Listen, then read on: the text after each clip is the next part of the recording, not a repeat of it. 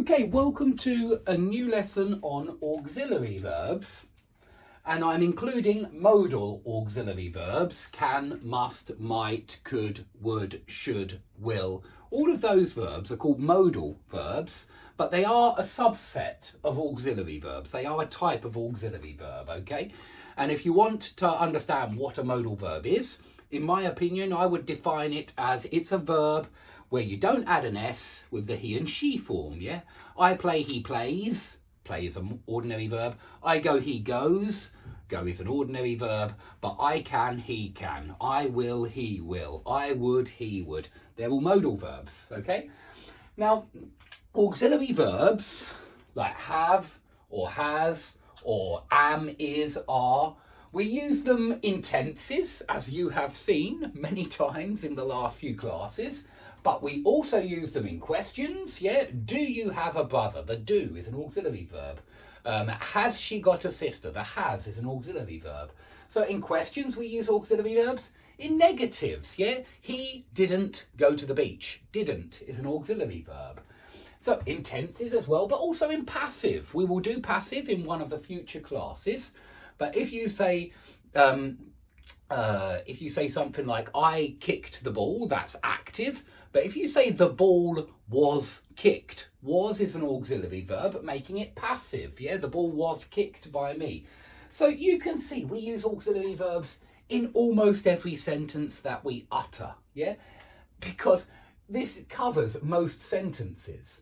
But there are many other reasons for using auxiliary verbs, not just these four situations. And we're going to look at some other situations. We're going to look at question tags last, even though I've written it on the board first. But we're going to look at that one last. But let's start with echo question. Now, I want to make it clear that this is two people speaking. This is person A. And I mean all of those are person A. And this is person B. And then we're going to put in some answers right now.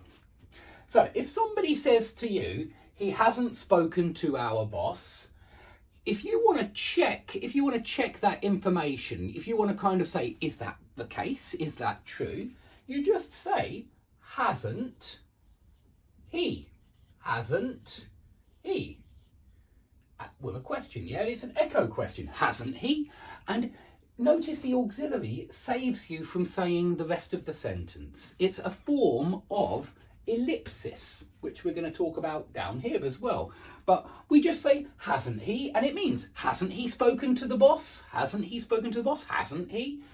And if you want to say that you also haven't spoken to the boss, you say, neither have I. And this is still the second person talking. So the first person says he hasn't spoken to our boss. And the second person says, hasn't he? Neither have I. Or maybe this person has spoken to the boss, in which case he says, hasn't he? I have.